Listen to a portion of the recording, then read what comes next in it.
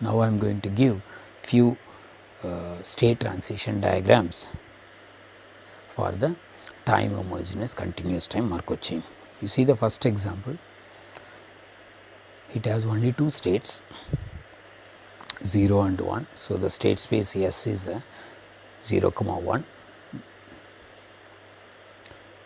and the time spent in the state 0 before moving into the state 1, that is exponentially distributed with the parameter lambda. Once the system come to the state 1, the time spent in the state 1 before moving into the state 0, that is exponentially distributed with the parameter mu. Lambda is strictly greater than 0 and the mu is also strictly greater than 0. That means, you know, the exponential distribution has the mean 1 divided by the parameter. Therefore, the average time spent in the state 0 before moving into the state 1, that is 1 divided by lambda. The average time spending in the state 1 before moving into the state 0, that is 1 divided by mu. Since it is a 2 state, so over the time the system will be in the state 0 or 1, and you can classify the states also the way we have discussed in the discrete time Markov chain. Since both the states are communicating, both the states are accessible from each other direction, therefore, both the states are communicating each other. Since the state space is 0 and 1 and both the states are communicating each other, therefore, this is a irreducible Markov chain. For a irreducible Markov chain, all the states are of the same type. For a finite Markov chain, we have at least one positive recurrent state. Therefore, both the states are going to be a positive recurrent state. But here there is no periodicity for the continuous time Markov chain. Therefore, we can conclude the first example, both the states are a positive recurrent and the Markov chain is a irreducible Markov chain.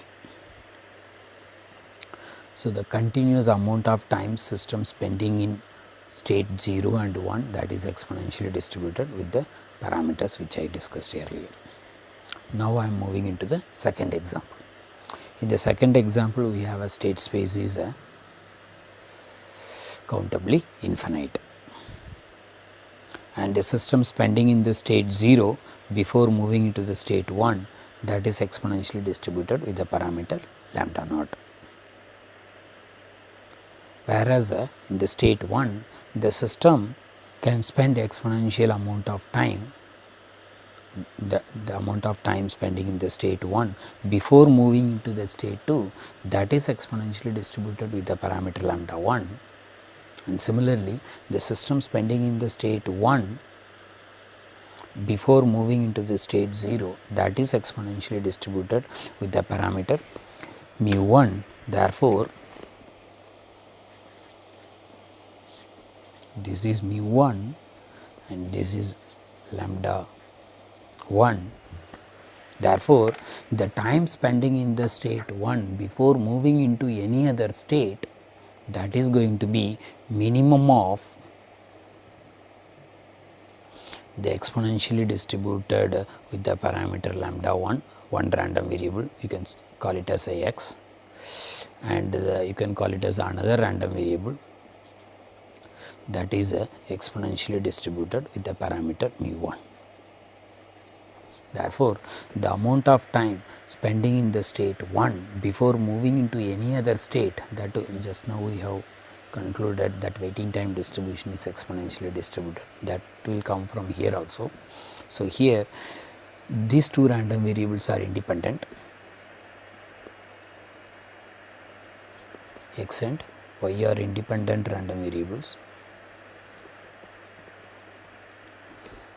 Both the random variables are independent. Therefore, the time spending in the state 1 before moving into any other state, that is going to be minimum of the random variable with the exponentially distributed parameter lambda 1 and the random variable which which follows exponential distribution with the parameter mu1. You know that the minimum of a 2 exponential, as long as both the random variables are independent random variable, then this is also going to be exponential distribution with the parameters, with the parameter lambda 1 plus mu 1, as long as both the random variables are independent and both are exponential. You can do it as a homework. Minimum of a 2 exponential are going to be exponential with the parameter lambda 1 plus mu 1. Therefore, the time spending in the state 1, that is exponential distribution with the parameter lambda 1 and mu 1. Also, one can discuss what is the probability that the system moving into the state 2 before moving into the state 1, that is a lambda 1 divided by lambda 1 plus mu 1. Similarly, what is the probability that the system moving into the state 0 before moving into the state 2, that is mu 1 divided by lambda 1 plus mu 1, that also one can find out. So, what is the conclusion here is the time spending in the state 1, that is exponential distribution with the parameter lambda 1 plus mu 1. Similarly, the time spending in the state 2, that is suppose if it is lambda 2, then lambda 2 plus mu 2. So, this is the one type of continuous time Markov chain. The third example, this is also continuous time Markov chain. This is sort of a two-dimensional Markov chain with the labeling with the 0, 0, 1, 0, 2, 0 and so on. So, all the labeling which is parameters for the exponential distribution. So, the change from the discrete time Markov chain state transition diagram and the state transition diagram of a continuous time Markov chain, here there is no self loop and the labels are the parameters for exponential distribution, whereas the discrete time Markov chain, it is a one step transition probability going from one state to other states. Here the labels, the arrow gives the time spending in the state exponential distribution with the parameter lambda naught and moving into the state 1 and so on. Now, I am going to find out how, now I am going to find out the Pij of t. For that, I am going to do the derivation starting with the Chapman-Kolmogorov equation. Let me start with what is the transition probability of system is moving from I to j during the time 0 to t plus capital T. That is nothing but what is the transition probability system will be in the state j at the time point at t plus capital T, given that it was in the state I at time 0. That is same as I can in between make some other state. I can make one more state k at time point t. For all possible values of k also I will get the same result. That is same as I can make a summation over k belonging to S is a state space. That is same as what is the conditional probability of system will be in the state j at the time point t plus capital T, given that it was in the state I at time 0 as well as it was in the state k at small t also, multiplied by what is the transition probability of system moving from 0 to t from the state I to k. That is same as the first conditional probability. You see, this is same as the Markov property which we have discussed in the definition of a continuous time Markov chain. There I have discussed the CDF, cumulative distribution function. Here it is the probability mass function, whereas this is a conditional probability mass function. What is the conditional probability mass function of system will be in the state j at time point small t plus capital T, given that it was in the state I at the time point 0 as well as it was in the state k at the time point t, and you know that 0 less than t plus capital T, because the way we made it is all these values are greater than 0. Therefore, by using the Markov property of a continuous time Markov chain, so this is same as what is the probability that the system was in the state k at time small t and move into the state j at the time point t plus capital T. Again you use the time homogeneous property. First you use the Markov property, therefore, this is a transition probability of t to t plus t moving from the state k to j.